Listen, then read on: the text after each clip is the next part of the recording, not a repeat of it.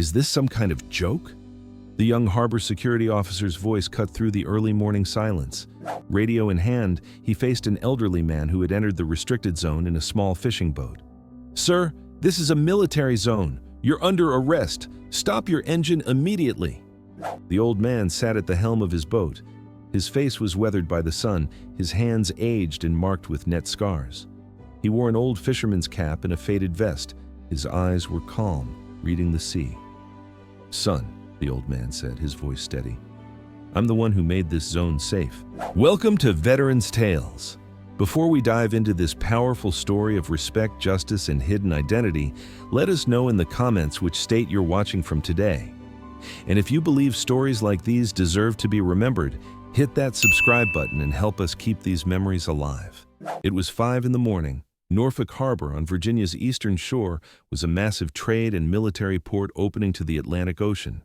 Ships had passed through here for centuries, wars had begun from here, and now the harbor's most sensitive area, Zone Tango 7, was where military vessels would dock, an area where civilian access was strictly prohibited. Red buoys marked the zone. Restricted zone, military facility, unauthorized entry, prohibited signs were repeated every 50 meters. But this morning, a small fishing boat was passing right through those buoys. The engine sound was oddly disturbing in the morning silence. The boat's owner was an 82-year-old man, Robert Thompson. Every morning at the same time, he'd come on the same route. He'd fish. He wouldn't talk to anyone, just the sea, the waves, the silence. But this morning, his route had changed. He'd headed straight for Tango 7.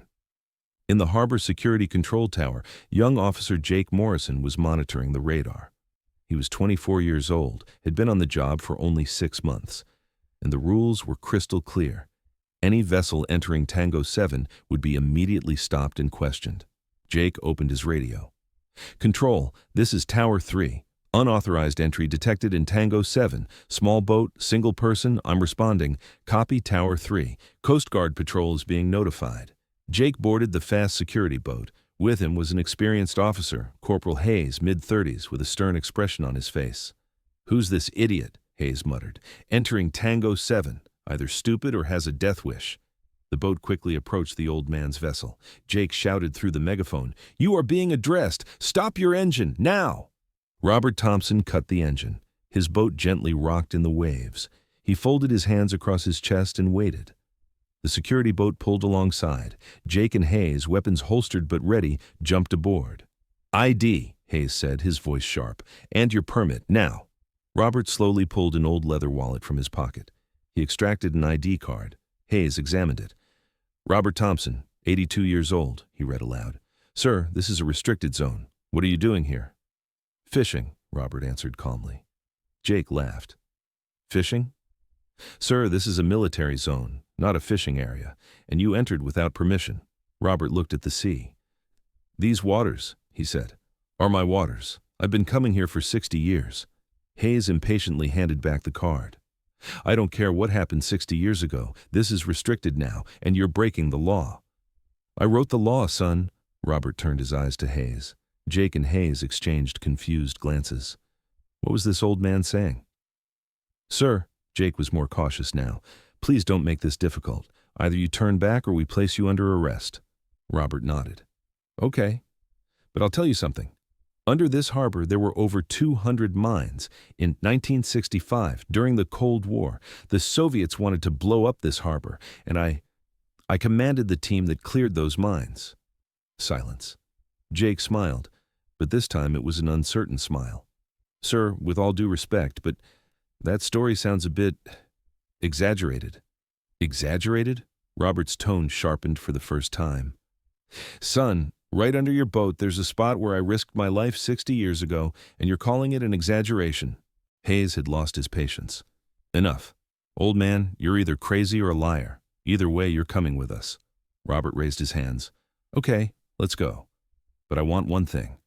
I need to see the Coast Guard commander." "Commander?" Jake laughed. "Sir, the commander won't meet with you.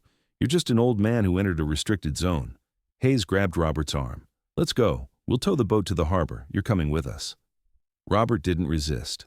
But when Hayes's hand touched Robert's arm, A small badge became visible under Robert's vest, metallic, faded, old, an anchor with an eagle above it, and writing below, EOD, Explosive Ordnance Disposal, Bomb Disposal Expert.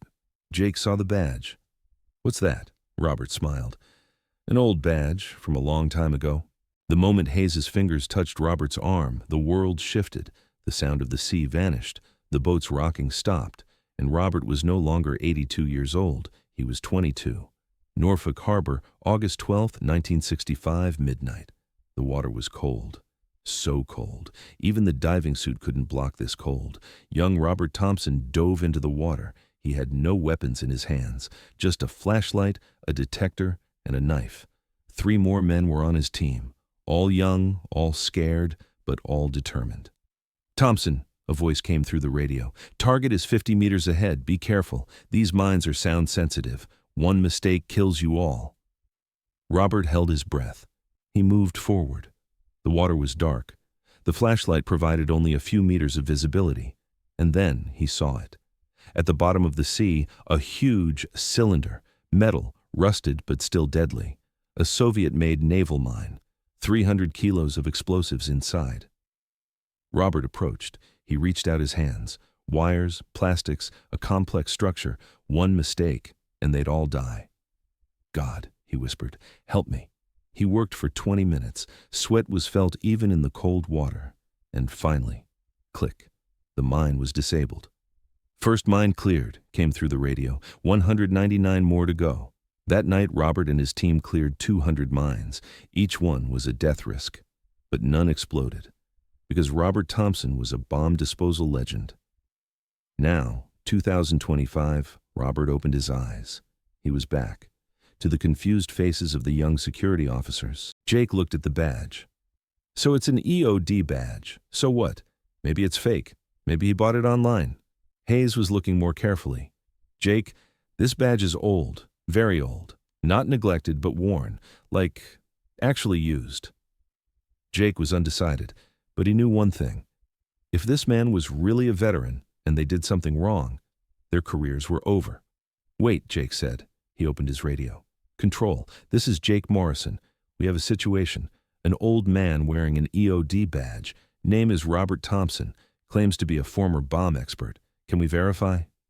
At the control center, young operator Sarah Chen took notes. "Hold on, Jake. I'll check the database." Sarah typed Robert Thompson EOD Norfolk 1965 into her computer. The screen loaded. And then, "Classified level 7, top level access only." Sarah held her breath. "Jake," she said through the radio, her voice trembling, "this man's file is classified, highly classified. I don't have access." Jake looked at Robert. "Classified?" Robert just smiled. Sarah continued, "Jake, wait, I'm calling Coast Guard Command. This is above our pay grade." The Coast Guard Norfolk Command was on the north side of the harbor. Commander Richard Blake was a 30-year naval officer. He'd seen everything. But the phone call he received this morning would shake him. "Commander Blake," he answered. "Sir, operator Sarah Chen. We have a situation at Tango 7. An old man wearing an EOD badge. Name is Robert Thompson. His file is level 7 classified." Blake froze. "Say that name again." "Robert Thompson, sir." Blake shot to his feet. God, no." His assistant looked in, startled. "Sir." Blake slammed his desk. "Get my car, now." The assistant ran out. Blake shouted into the phone, "Sarah, do not lose that man. Nobody touches him. I'm coming." As Blake got into the car, he gave his assistant an order. "Find me Robert Thompson's old photos, from the 1960s, now." The assistant searched on the tablet, then found a photo. Black and white, a young man in diving gear next to a mine, and below it, Lieutenant Robert Thompson, EOD, Operation Silent Guardian, 1965. Blake looked at the photo. His eyes welled up. "This man," he said, his voice hoarse, "saved my father's life." The assistant was shocked. "Sir?" Blake showed him the photo. In 1965, the Soviets wanted to bomb this harbor. They planted 200 mines. If they'd detonated, the entire naval fleet would have been destroyed. And this man cleared those mines single-handedly. My father was on that team, and if this man hadn't been there, my father would have died, and I I wouldn't have been born. On the boat, Hayes was getting impatient.